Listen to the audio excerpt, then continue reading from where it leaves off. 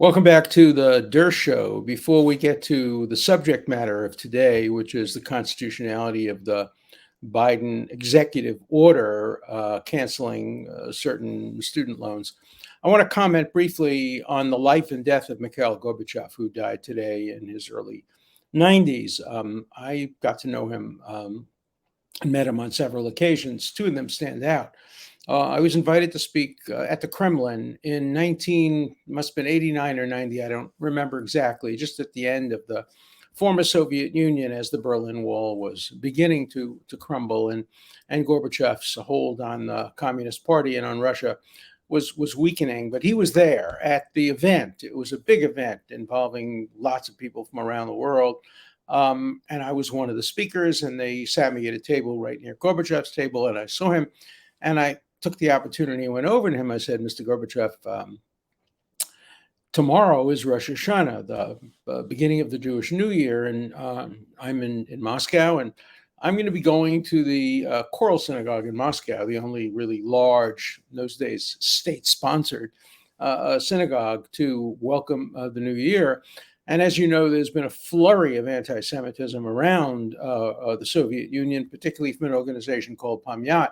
And it would really do a great deal of good in stopping anti-Semitism if I would be able to take you with me to the Choral Synagogue, introduce you, and have you just make a statement in the synagogue condemning anti-Semitism. He looked at me and he smiled, and he said, I'm having enough trouble surviving in this atmosphere. You want to rush my demise? If I go to a synagogue with you, it will mark the end of my leadership of the Soviet Union. But, he said, I will issue a statement condemning anti-Semitism. And he did a couple of days later, and I'm very proud of my role in getting him to do that. Flash forward some years now, he's no longer the head of the Soviet Union, but he's invited by Israel to participate in the celebration of Israel's 50th anniversary or 60th. I don't remember what it was, which one. But it was in La Rome Hotel in Jerusalem, and there was a big event involving human rights, and the speakers included me and Natan Sharansky and Václav Havel. And who appears in the audience but Gorbachev, who was speaking at another panel later in the day. So we do our event, and we all get in the elevator, and it sounds like the beginning of a bad joke. Dershowitz, Gorbachev, Václav Havel, and Sharansky go into an elevator in Jerusalem. It happened.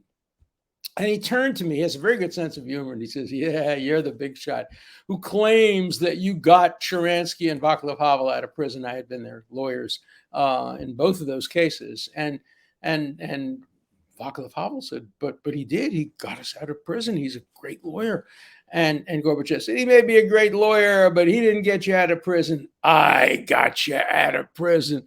At which point Sharansky or Václav Havel, I don't remember which, turns to him and says, if you got us out of prison, why didn't you get us out any sooner? And Gorbachev laughed and said, that much power I didn't have. Gorbachev was a good man, and he did a lot of good, and he really helped make the transition from the Soviet Union to Boris Yeltsin's Russia, which looked like it had a chance of moving in the direction of some degree of freedom. Then, of course, came Putin and put an end to all of that. And now Russia is not much different. In fact, considerably worse today than it was under the last stages of communism. Gorbachev's communism, certainly not as bad as it was under Stalin's communism. But countries change, leaders change, attitudes change. Look, the president of the United States, Joe Biden, said that Republicans who support Trump's philosophy are near fascism or semi-fascists. I don't approve of that kind of a statement or analogy. It reminds me of Hillary Clinton's statement, which lost her the election, calling Republicans a bundle of deplorables, a basket of deplorables. That's just not right. Look, there are people with totalitarian attitudes in both parties, on the extremes of both parties, both Democrats, the woke progressive Democrats who don't believe in free speech, who don't believe in due process, who don't believe in toleration, the people who are canceling me because I defended President Trump. These are people with totalitarian mindsets. They don't need dissent. They know it's right. They know what the truth is. They don't need due process. They know who's innocent and who's guilty. If you're, a man has been accused by a woman, obviously you're guilty. Obviously the woman's telling the truth. We have totalitarians on both sides of the spectrum. You have Congresswoman Green, who clearly doesn't believe in constitutional law and due process. She said she wanted to impeach President Biden the day he was sworn in. Constitution be damned. It says treason, bribery, other high crimes and misdemeanors, but that's not good enough for Green. Green says, I want to impeach him on the day he was inaugurated, even though he didn't have a chance to commit any of the constitutional crimes warranting impeachment. So, my friend Barney Frank used to always say, when they criticized him for voting for a bill that wasn't perfect, he would always say, compared to what? I always say the same thing. Compared to what or compared to who? Gorbachev? Compared to who? Compared to Yeltsin? Close case. Compared to Putin? Easy case. He's much better. Compared to Stalin? Easy case. He's much better. I think Gorbachev was probably the best of the Soviet Union leaders that preceded Yeltsin. It really is too bad that the Yeltsin revolution or evolution didn't continue. But that's a subject for a different day. Let's talk about the subject at hand. I don't like it when people are canceled. I'm against cancellation. But what do I think when student loans are canceled? Well, certainly it's a lot more popular among many students. But there are two basic constitutional issues. Number one, does the president have the power to cancel loans and therefore essentially spend $500 billion or some odd dollars without the approval of Congress, without the approval of either house of Congress? Let me read to you from the Constitution, and then maybe you can make your judgment. Section 7 of Article 1, all bills for raising revenue shall originate in the House of Representatives, but the Senate may propose or concur with amendments as on other bills. Now, is this raising revenue bill? No, it's a kind of spending revenue bill, but implicit would seem to be that if you're spending money that's been raised, it ought to be decided by Congress, not by the president. It also says, Congress, this is Section 8, shall have the power to lay and collect taxes, duties, imposts, and excises, to pay for the debts and provide for the common defense. But all duties, imposts, and excises shall be uniform through the United States. And Congress also has the right to borrow money on the credit of the United States. Does it have the right to cancel the debt of people who have borrowed money? I think the better argument is that if this was to be done, it should be done by Congress. And if Congress did it, it could have been much more nuanced. It's too general. It's too broad. There are so many categories. Why should people who didn't pay their debt get a break when people who did pay their debt don't get a break? So if I were bringing a lawsuit, and who knows, maybe I will, it would be on behalf of exactly equally situated people who borrowed the same amount of money at the same time, but paid off their debt.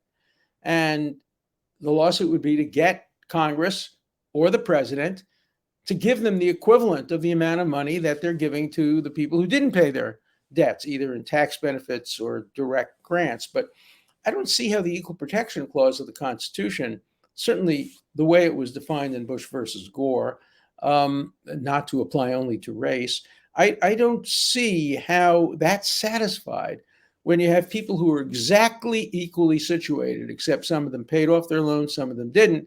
And the ones who didn't pay off their loans, the ones who did worse than the ones who did better, are the ones that get the benefit. And the ones that did the good thing, paying off their loans, are the ones who suffer because they've been given no advantage. So, I think it's a hard question. It's a close question. I have another problem with it. Who's going to get the benefit? Some of the people who get the benefit are going to be hedge fund people. They're going to be billionaires. They're going to be multimillionaires. There is no means test at all. It doesn't matter how wealthy you are. Now, maybe it will affect poor people more than rich people, but we'll wait and see. Certainly, if it was somebody who borrowed a lot of money and then made a lot of money, I don't see why that should be canceled. Also, what about the kids who didn't go to college? Because they had to borrow the money and they couldn't afford to. Look, if I didn't have a free college, I could not have gone to college. I was so lucky to live in Brooklyn, New York, which had a school which was every bit as good as Harvard. At that time, probably considerably better than Yale. Brooklyn College, part of the New York City college system. Brooklyn College and City College were elite institutions with great teachers. Many of the teachers went on to teach at Harvard, Yale, and Princeton. And you know how much it cost to go there? Free. It was free. I made money going to college. Why? Because I won a New York State scholarship. It was a competitive exam. And if you won that New York State scholarship, they gave you $1,400. So I made money going to college. Going to college didn't cost me a single penny. I saved that money. I put it in an interest-bearing account at 3%. And at the end of my 4 years, it was, more than $1,400. And I used that to pay my first year's tuition at Yale Law School, which I think was about $1,700. Of course, everything was much cheaper back then. But what about the kids who didn't live in Brooklyn, who didn't live in California, but who lived only in places where college was quite expensive by those standards, and who didn't have the money, and whose parents said to them, no, you're not taking a loan. We have loans. Our house is mortgaged up to the hilt. You can't go to college. You go get a job at McDonald's. And there are many people like that. What benefit do they get? Why should they not get the same benefit that a kid who went to college for a year or two and dropped out and accumulated student loans and didn't pay them off?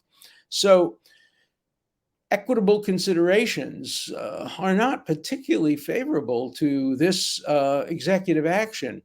And the Constitution raises at least two profound questions, one under the Equal Protection Clause and one under Article 1 and 2, which allocates powers both to Congress and to the president. There's nothing in Article 2, which allocates powers to the president, that expressly gives him the power to cancel loans. Remember, there's no such thing as free lunch. Every time you save somebody a nickel, it's going to cost somebody else.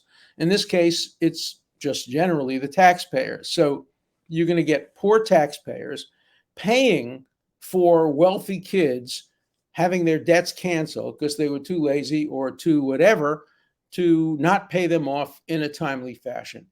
So, part of me, my heart, part of me says, well, debts are being canceled. That's a good thing. But then when I start using my seichel, the Yiddish word for my common sense intelligence, I say my heart shouldn't dominate here. It seems to me that the arguments on the merits just don't favor the Biden proposals.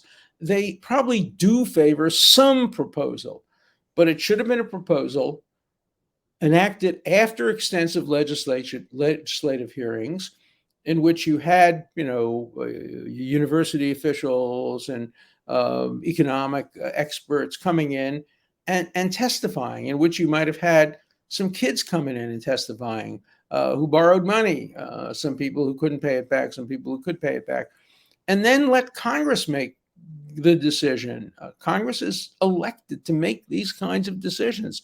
The president's supposed to administer the laws, not make the laws. Just the way courts shouldn't make the laws. Look, this is an old problem. This didn't start with the Biden administration or the Trump administration. Every presidential administration virtually has tried to accumulate more and more power. Just remember the election campaign of 1800, in which Jefferson was elected to be the third president of the United States. He ran on the platform of reducing presidential power. He didn't like the fact that Adams had expanded presidential power. He said basically that the power lies with the legislature, not with the president. What's the first thing he does? He buys Louisiana. Does he even ask Congress? No, I'll buy Louisiana. That's pretty expensive buying Louisiana. It was a good deal. Let me tell you that. It was a good deal. He got a great price that he paid for it. But this is Jefferson, the president, who says, no, let's not have presidential power. Who exercises presidential power almost immediately. Andrew Jackson expanded the power of the presidency. Abraham Lincoln obviously did it, the Emancipation Proclamation. one of the greatest documents in American history. I have a copy of it hanging on my wall. I actually have hanging on my wall. People have asked me about this wall. It's kind of my collection. I actually have, Martha's Vineyard has had a newspaper, the Martha's Vineyard Gazette, for probably 200 years. And I have a copy of the newspaper, which printed the first printing in Martha's Vineyard of the Emancipation Proclamation. I have that hanging on my wall. That wasn't done by Congress. That was done by the President of the United States. So presidents have seized power. Franklin Delano Roosevelt, on the other hand, when Pearl Harbor was invaded, he immediately told our troops to fire back, but he called for Congress, convened Congress, and asked Congress to declare war on Japan and Germany, which they did. The last time we've declared war. Since that time, every president has just taken it upon himself. It's not war. What do you mean? Just because we have soldiers and tanks and an air force and bombs? No, it's not war. It's a police action.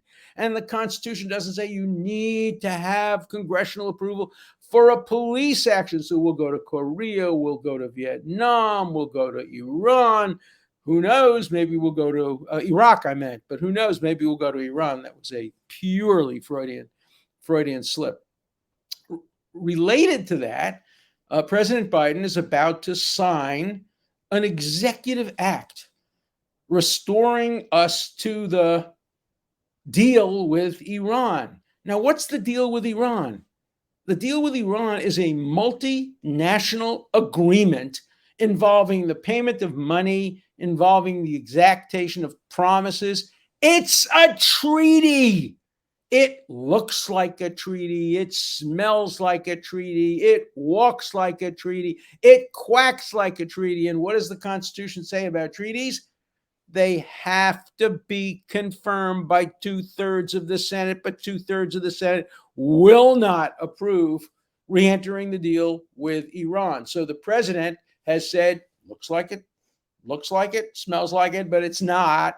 It's a deal. As if a deal can't be a treaty. You can make a deal about a treaty, and you can create a deal and then implement that deal by having various signatories sign a treaty. Do you think George Washington would have allowed a president to sign an agreement like that with Iran without congressional approval? Of course not. In his second inaugural, he talked extensively about not having entanglements with foreign countries. And that's why the Constitution made it difficult to have treaties. They didn't make it easy. They didn't give that power to the President of the United States. They gave it to the President of the United States only with the approval, not of a majority, but of a super majority of Congress. So I may be involved in another lawsuit. I'm going to be really busy as I turn 84. Is it tomorrow? The day after tomorrow, I turn 84. And I'm going to, if the good Lord gives me the power and the strength, I'm going to remain pretty busy because I will be consulting on a lawsuit involving the treaty with Iran. I will be consulting on a lawsuit involving the student debt. And I'll probably be consulting on a bunch of other lawsuits. The attempt to cancel me has worked only among people who weren't truly friends or truly liberal or truly civil libertarians, but I refuse to be canceled. And I will fight back, and I will continue to do what I think is right as a constitutional lawyer and a criminal lawyer. And my critics be damned. They don't understand me. They've never understood me. Those who praised me when I defended their friends praised me for the wrong reasons because they thought I was defending their friends. I wasn't. I was defending the Constitution. And those who don't like me for the right reason. I'm not supporting or opposing people on political or partisan grounds. For me, it's the Constitution. That comes first. This is my copy of the Constitution with an introduction by me. I read it all the time. I know it very, very well. I went back during the impeachment trial, and I read every single word of the Constitutional Convention, not only the Federal Constitutional Convention, but many of the state constitutional conventions as well. So I know of what I speak. And I know what the Constitution says and doesn't say. I have a wonderful cartoon. I think I may have told you this. It's posted downstairs under a picture of Abraham Lincoln. And it has the famous framers standing around writing the Constitution and say, hey, just to be funny, why don't we make what's unconstitutional a little wishy-washy? And that's, of course, what they did, not for that reason, but equal protection, due process, the right to be secure in one's homes, persons. These are terms that are subject, obviously, to interpretation. And they should be interpreted consistent with the intent of the framers, but also bearing in mind that we don't live in the horse and buggy age. One of my favorite cases is Justice Scalia's opinion when somebody put one of these machines, secreted it under the car, a global satellite imaging, whatever it was, machine that could track the car wherever it went. And the question was, without a warrant, the question was whether or not that was a search. And Justice Scalia said, well, the framers of the Constitution, if they knew about this high-tech thing, would have thought it was a search. And I forget, one of the other justices said, well, there's an analogy there. I think it was Justice Alito. He said, can't you imagine the framers thinking about a little tiny man who was hiding in the back of a horse and buggy carriage and taking careful notes about where the horse and buggy carriage went? Would that have been permitted under the Fourth Amendment? That those debates are how many angels can dance on the head of a pin. But there are serious debates as to what the Constitution means, how it should be interpreted. And, for 50 years, I taught about that. And for 50 years, I taught about it in a neutral way. And for 50 years, most of my colleagues at Harvard and at Yale and at other places did not teach about it in a neutral way. They taught about the Constitution as they wished it were written, not as it was written. And I refuse to play that game. For me, the Constitution is the law of the land. And there are parts of it that are dead. You can't do anything with them. You have to be 35, not 34 to be president. And there are parts of it that are living: due process, equal protection. Look, the framers of the 14th Amendment would never have voted for the 14th Amendment if they knew that it involved integrating the schools or allowing interracial marriage. They never would have voted for it. But they put in the terms equal protection of the law and due process and all these other terms that are really important. And they gave it to the courts to interpret those terms because they knew those terms are not self-interpreting. So, the Constitution is an interesting document. It's in many ways, it's a lot like the Bible. The devil can quote scripture, and the Bible stories are so wonderful. I mean, my bar mitzvah, which is when I was 13 years old, and I read from the Torah, and my portion was Shoftim, the book of judges and lawyers, and there's a famous sentence in it: Tzedek, tzedek, tirdof, justice must you run after. Tirdof means chase after, and tzedek means justice. It's the same root as charity, tzedakah, or tzaddik, a very smart and good man. So you should seek justice. And the commentators ask, why is justice mentioned twice? And of course, there are so many answers to that question. I recently came up with a new answer. I'm representing now a family whose child was killed in a war, and the enemy won't return the body. And my interpretation for that case, tzedek, why do we mention it twice? Because there's justice for the living and there's justice for the dead. There's justice for the dead. There's justice for an obvious need of the parents to bury a child. There are so many interpretations. Tzedek can mean procedural justice versus substantive justice. Better 10 guilty go free than one innocent be wrongly confined. Remember the story of Abraham, where he persuades God not to kill all the people of Sodom if there are 50, 40, 30, 20, 10 righteous people. But there aren't that many righteous people, so God does destroy the city of Sodom. The Bible is so subject to interpretation. Catholics read it differently from Protestants. Even the 10 Commandments are read differently by Jews, Catholics, Protestants. So don't expect the Constitution to have a clear meaning from God. And there's a wonderful story in the Talmud about a group of rabbis arguing about a particular arcane Talmudic rule about an oven that could be used or couldn't be used. And one of the rabbis says, well, this is an interesting argument, but I'm telling you I'm right. And if I'm right, let the wall shake. And the wall shake? The rabbi says, I must be right. The rabbi said, we don't believe in walls shaking. The rabbi said, if I'm right, let the river outside change its course. The river changes its course. The rabbi says, I'm right. And the people say, we don't believe in rivers. Finally, the rabbi says, if I'm right, let God come down and tell me that I'm right. Sure enough, a voice from heaven comes down and says to the rabbis, why do you quarrel with Rabbi Eliezer? He is surely correct in his interpretation of my Torah. To which all the rabbis say, God, you gave us a Torah. You gave us a means for interpreting it. Now, with all due respect, mind your own business. Go back to heaven. We're going to do the interpretation. We're not interested in your interpretation. We, the rabbis, have the right to interpret the Bible. I mean, that tells the story of our Constitution. Do we really want the framers to go back to constitutional heaven? Or do we want them to tell us, the dead hand of the law to tell us what the appropriate interpretation is? I leave that to you. Okay, let's turn to a few letters. I listened to this podcast and I can't help but come to the conclusion that Dershowitz is just not aware of how criminal the defendants have become, and he gives them too much benefit of the doubt. He's also under the misguided notion that the majority of judges appointed by Democrats are fair and unbiased, and likewise would be fair to Donald Trump. I respectfully disagree, and I think Dershowitz is being naive here. No, I don't think so. I think that the Democrats and the Republicans are not criminals. They're decent people. I know many of them. You know many of them. They make mistakes, but they're decent people trying to do the right thing. And then we get people who agree with me on that. From a Harvard graduate who has never voted Democrat, I have the utmost respect for your intellectual honesty.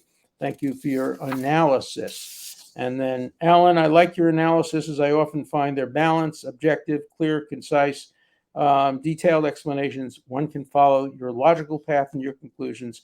Thanks as always. I enjoy tuning in for another of your informative discussions with Alan. And then this one is really, I'm getting a lot of praise these days because I'm reading YouTube rather than Rumble. I have a wall of heroes in my home: Thomas Jefferson, John Locke, Frederick Douglass, Thomas Sewell, Abraham Lincoln. And he's thinking of putting up, he or she is putting up my picture. Thank you. I'm in good company. I would appreciate that very much. I have to hold my nose when you digress to fondle your political leanings. But with that said, if I were facing a firing squad, I would trust you with my defense without hesitation. Respectfully. Okay. And then the final question, which I made an allusion to before. If anyone else is insanely curious as to all the pictures on the wall ceiling behind him, I would kill to see what some of them are. I love my wife, and we agree about 89% of things. Carolyn, what do you think? What percentage? 89%. Yeah, that's a fair percentage. What we don't disagree about is what the function of walls is. Carolyn has this strange notion that the function of walls are to hold up a house. No, the function of walls is to hang pictures. And I use every inch of everywhere I live to hang my prized possessions. And so in New York, I have certain possessions that I like. I have a lot of constitutional documents. I have a lot of early American documents. And I just love to pass by the hallway and see an early copy of the Declaration of Independence or a Lincoln pardon. On one of my podcasts, I did go through New York and show you some of my treasures. They're not valuable. They're not expensive, but they mean something to me, and they're very important. Here on Martha's Vineyard, that's kind of my biography. This is a sloping ceiling, so it was very hard to just put pictures up. But we got a guy to come and hang up a lot of the pictures of my life, my cases, photographs of me with interesting people. And so the entire attic, this is an attic, basically. It used to be just a storage room, but my wonderful wife really redid our house and turned this into a great office for me. I think she had a personal reason to get me out of the kitchen. But and I still do too much work in the kitchen, but I do a lot of my work up here, and I love to be surrounded by my pictures. I have lots of pictures of events. I have lots of obviously some honorific things like honorary degrees. I got 15 of them before I defended President Trump. Guess how many I've gotten since? Zero. And I will never get another honorary degree since I defended Trump. I probably never get another honor of any kind. And, I was at an age when I defended Trump. I was, 80 something years old, a time in one's life to sit back and relax and be honored for your life work. That didn't happen. That wasn't in the script. The script turned out to be very different. I've been spending the last few years of my life just defending myself, defending my reputation, defending the Constitution, fighting with people, and trying to make the best of it. But that's who I am, and that's who I've always been, and that's who I'll always be. So retirement is not in my nature, but I can remember the past, and that's what I do with this wall. So maybe someday I'll be able to have a camera to walk through and show you in detail some of the things that I treasure. But I do treasure these things, and my wife and I have now reached the compromise. I get some walls and they're filled with pictures, and she gets some other walls that have one picture. It drives me nuts to have so much white around the one picture, but she has the right to have a wall or two that's dedicated to her love of white walls and not to my love of multicolored framed walls filled with pictures. So see you tomorrow.